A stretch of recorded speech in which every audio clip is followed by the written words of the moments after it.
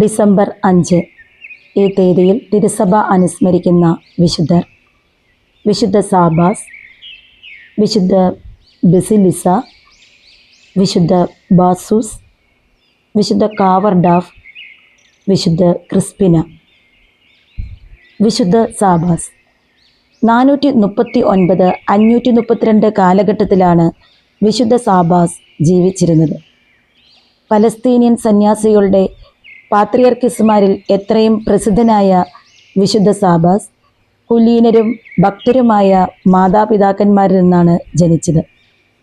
പിതാവ് ജോൺ ഒരു സൈനിക ഉദ്യോഗസ്ഥനായിരുന്നതിനാൽ അദ്ദേഹത്തിന് അലക്സാണ്ട്രിയയിലേക്ക് പോകേണ്ടതായി വന്നു.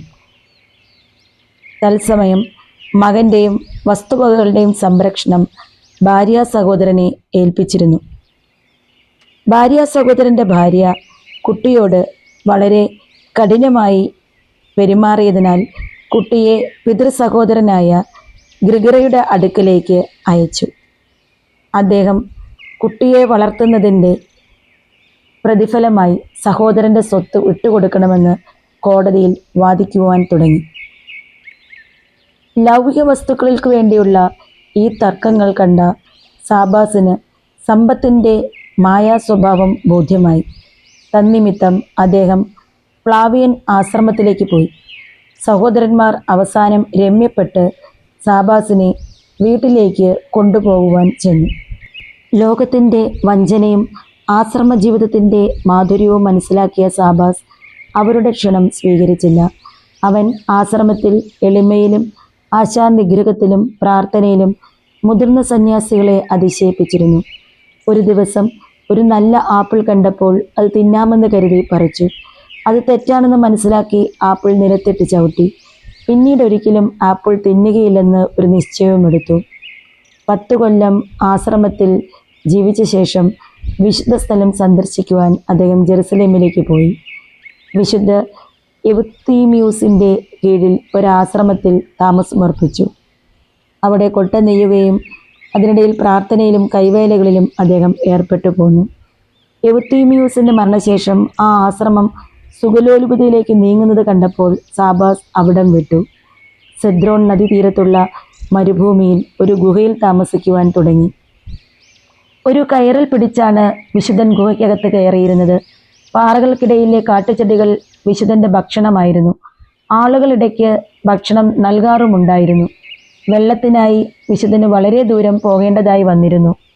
അവിടെ 5 കൊല്ലം സാബാസ് ഏകാന്തതയിൽ പാർത്തു. അപ്പോൾ പലരും അദ്ദേഹത്തെ അനുകരിക്കാൻ താല്പര്യം പ്രദർശിപ്പിച്ചു. അവസാനം അവർക്കായി അദ്ദേഹം ഒരു ആശ്രമം സ്ഥാപിക്കുകയും ചെയ്തു. അവരെല്ലാം ഒരു പള്ളിക്ക് ചുറ്റും കൂട്ടം കൂടിയുള്ള വ്യക്തിഗത കുടിലുകളിലാണ് താമസിച്ചിരുന്നത്. അതിനെ ലോറ എന്നാണ് വിളിച്ചിരുന്നത്. പലസ്തീനിലുടനീളം സഞ്ചരിച്ചുകൊണ്ട് വിശുദ്ധൻ വചനപ്രഘോഷണം നടത്തിയിരുന്നു. വിശുദ്ധ നാട്ടിൽ യാത്രക്കാർക്ക് താമസിക്കാൻ 14 ആശ്രമങ്ങളും 4 ആശുപത്രികളും തെക്കൻ പലസ്തീനിലുടനീളം മാർ സാബാസ് സ്ഥാപിച്ചു.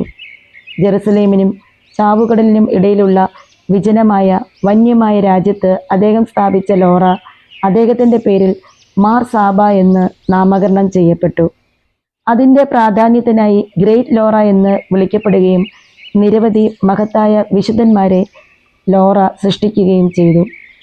കിഴക്കൻ ഓർത്തഡോക്സ് സഭയിലെ സന്യാസിമാർ ഇപ്പോഴും താമസിക്കുന്ന ഈ സ്ഥലം ലോകത്തിലെ ഏറ്റവും പഴക്കം ചെന്ന 3-4 ആശ്രമങ്ങളിൽ ഒന്നാണ്. കപ്പഡോഷ്യയിൽ ജനിച്ച സാബാസ് പലസ്തീനിലെ സന്യാസിമാരിൽ ഏറ്റവും ഉയർന്ന കുലപതികളിൽ ഒരാളാണ്. കിഴക്കൻ സന്യാസത്തിൻ്റെ സ്ഥാപകരിൽ ഒരാളായി വിശുദ്ധ സാബാസ് കണക്കാക്കപ്പെടുന്നു. അദ്ദേഹത്തിൻ്റെ വിശുദ്ധിയെപ്പറ്റി കേട്ടറിവുണ്ടായിരുന്ന ജെറുസലേം പാത്രിയാർക്കീസ് അദ്ദേഹത്തെ പാലസ്തീനിയയിലെ സന്യാസികളുടെ സുപ്പീരിയർ ജനറലായി നിയമിച്ചിരുന്നു. 532 ഡിസംബർ 5-ാം തീയതി 94-ാമത്തെ വയസ്സിൽ വിശുദ്ധ സാബാസ് അന്തരിച്ചു. ഏകാന്ത ജീവിതം നയിച്ചുകൊണ്ട് ക്രിസ്തുവിനെ പ്രഘോഷിച്ച വിശുദ്ധ സാബാസെ ലോകത്തുള്ള എല്ലാ വൈദികർക്കും വേണ്ടിയും മാധ്യസ്ഥം വഹിച്ച് പിതാവായ ദൈവത്തോട് പ്രാർത്ഥിക്കണമേ.